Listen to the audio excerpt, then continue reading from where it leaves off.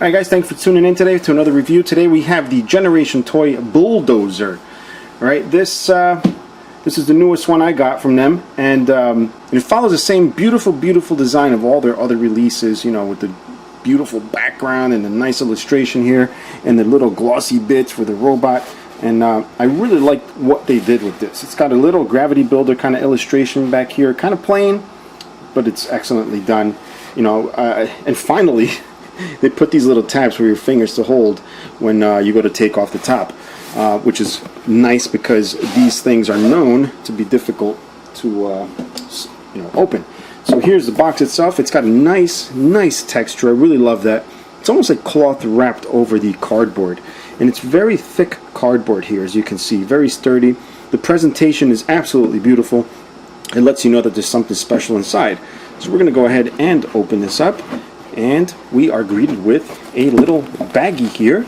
All right, this little baggie obviously has the instructions, and right behind this foam here is where we're going to see the robot. I'm going to hold you guys in suspense. We're going to open that up and take a look.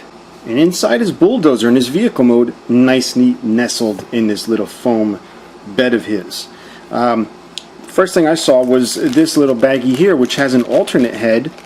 So you can see it's got an actual face sculpt, which we'll check out in just a moment. And inside there's also a little screw to hold the two halves of the head together.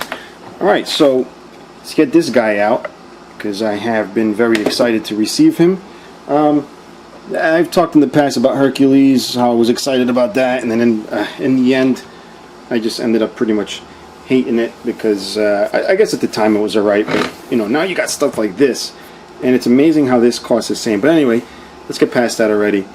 Here he is, Bulldozer in vehicle mode, and like I said, it's pretty cool looking. Well, I don't know if I said that already, but I like to say, I'll say it again. But here he is. A lot of stuff going on here, a lot of cool little details going on with the design. Got the gun here a little crooked. I just put the gun there because there's a peg for it. It doesn't really show it in the instructions, but that's where I want to put it. And again, there's a lot of details going on. There's a lot of pistons, and they're actually working pistons. And you got this little butt thing here. It's a little trailer, which, if you don't already know, in the final transformation it does become the what do you call it, the forearm and hand of Gravity Builder. And just to show you what I'm talking about, here's the other piece, the other forearm and hand, which is very reminiscent of a vehicle Voltron forearm. But yeah, so that's what that would be like. And excuse me here, wasn't I supposed to be reviewed also before this guy? That is very true, Navi, that is very true. Unfortunately, I don't have all your stuff here to do a complete review, like your box and shit like that. So we're gonna save you for later. Alright, man, alright. So anyway, continuing on along. Very awesome acting there. Yeah, this is pretty much the same thing you get with Navi, which is the little butt thing here with the hand.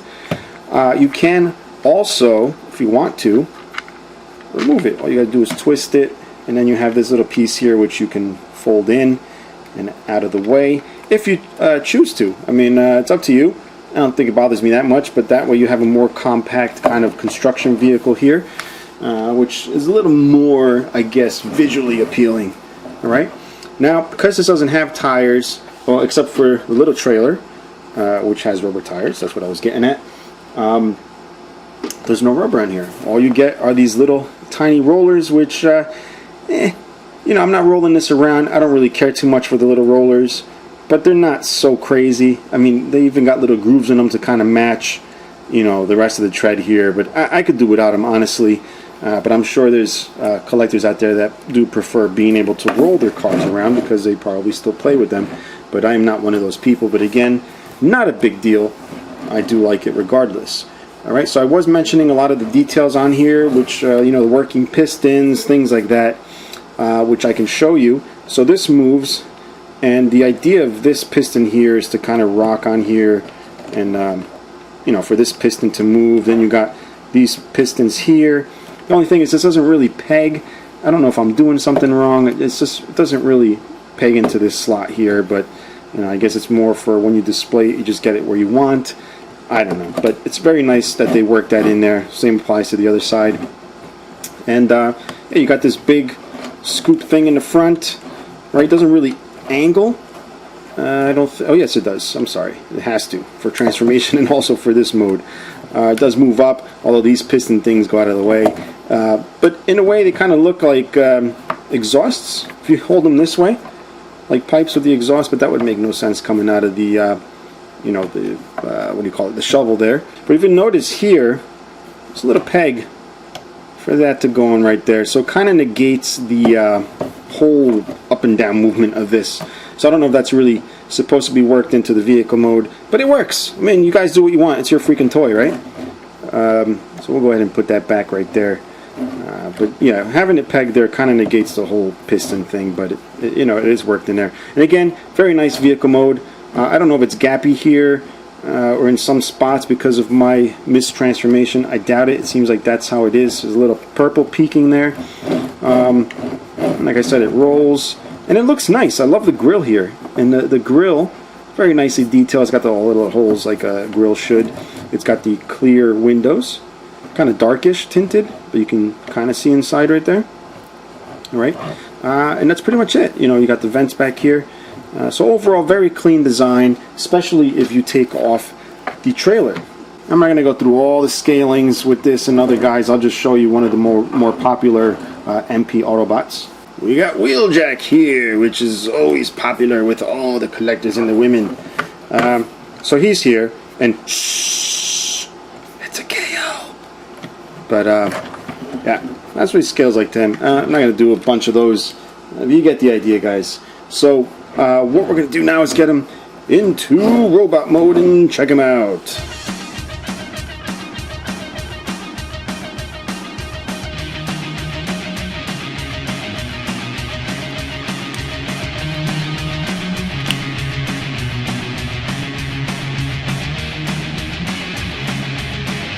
Alright, so here's Bulldozer in robot mode. Is it just me, or do all of these look awesome in the final robot form?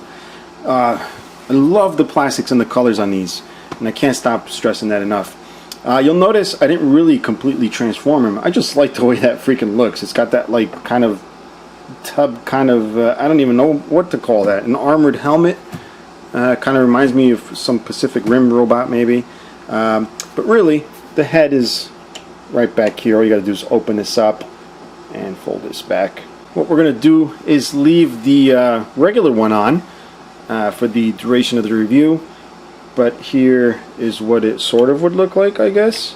And it's a pretty easy installation. All you gotta do is remove the screw behind the head, and then it should pop off the ball joint. Now, there's a couple things I wanted to point out. I noticed during the transformation, these little bullets or launchers or whatever the hell they're called, they pop out. Gotta just bring them down. Don't really have nails here, guys, but you'll see they kind of slot down. Alright, and they're sort of hidden. I guess I can push down on the bullets themselves, but they're kind of painful. But if you bring this down during transformation, watch what happens to the bullets. It's a very slight thing, but it's pretty cool. See that? They pop right out, which I thought was really nice. Second thing is, let me zoom out of here. You'll notice I didn't put the gigantic backpack because it is a little, what do you call it, distracting, and it kind of upsets the balance and the look a little bit. Kind of like the cleaner look on the back here, but you're actually supposed to have this back here, just like Navi, which gives you the option of taking it off, which is another cool thing. I do like having the option of taking this big backpack off, but you'll see what it does immediately to the balance of the figure. But those are the ones that want to keep, you know, the whatever you call it, the lack of parts forming. I really don't care. I'd rather have them a little cleaner. This does give them bulk. You know, it's safe to say it does stand. I think the reason he was trying to topple over is because I didn't really have his heels set. You know, but if the heels are loose on yours, he might topple back. You know, with you know, depending on how you pose him. But I don't really want that back there. All right, so let's just go ahead and take that off. So it's just really showing you what's up with that. Okay. And here he is, robot mode again. So we have his weapon here. This little peg thing pops out. It's not the like masterpiece style. It's more like a, you know, regular Transformers 5mm peg style. and all you do is place it in his hand. He does have the typical, you know, 4 fingers, you know, held down together kind of thing. And as I'm putting this on here, you know, I am a fan of Transformers. I don't exactly follow the comics and things like that. I think these are based off, you know, comic versions of Devastator. But, you know, I initially thought these would be Masterpiece style. I don't know how they're going to do that because they're very simplistic in the animation. So, but this is, you know, to me, Masterpiece quality, I guess. Maybe not design, but I'm happy with it. But there we got the gun in the hand. And articulation is pretty good. We'll go over that. We got the head. You know, I'm saying it's pretty good, but it's kind of limited for the head. All right, but you know, it's you know, the norm with these figures. A lot of these. So you get that because the head's on a ball joint. You have a top swivel on a chest. Okay. You also get a waist, which is ratcheted, so you can hear that. These shoulders I really like because they're nice and sturdy. They sound like they're ratcheted, but that's really just the plastic squeaking. All right, so it's a really tough, you know, firm kind of joint there. Then you also get the shoulders that do this. Okay, you also get the elbow here. All right, and I noticed I mistransformed this little tab here, so we'll go ahead and hide that. Right there, this is kind of annoying me. And you have the wrist swivel. Okay, it's not really ab crunch. You can use it as ab crunch. I've seen a lot of poses where they use that as ab crunch. You can use that to your advantage. It's more from the transformation, but somehow it just worked into it being an ab. So that might have been on purpose, but I kind of like the fact that the robot can do that. Kind of gives some really cool dynamic poses if you really you know, take the time to pose it well. All right, we move down to the hips. This is the kind of thing I really don't like on this figure, is where these two halves come together, and it does hold, you know, if you put it on correctly, there is enough friction on there to keep it from popping out from, you know, normal posing. But I kind of wish it had some kind of better kind of locking mechanism, because I can see that wearing out. I do notice they used a different kind of plastic, whether or not that's you know, high wear plastic or soft to get it to click in smoother. I don't know. I just hope it you know, lasts for a while. We got some nice, see that right there, see how it pops out? So and the reason it pops out is because these ball joints are pretty firm, not necessarily that this isn't holding well. But anyway, you got nice ball joints. You can see that there on the hip. It just allows a full range of movement, except up to this part right here where this will hit, and you can, I believe, move that out of the way, just get slightly more articulation out of that. But you know, nothing to write home about, as they say. You get a swivel, upper thigh swivel, I guess, which is also limited by this piece here. You also have the knees, and I love this part of the knees, the way it's curved. See that? The way it works out that way. If you pull it too far, you get here, but it still has like some detailing going on, so it's not necessarily like a fault of the design. They did work a little bit of you know, mechanic detail in there. You know, nothing crazy, but very well done. And we get down to the feet.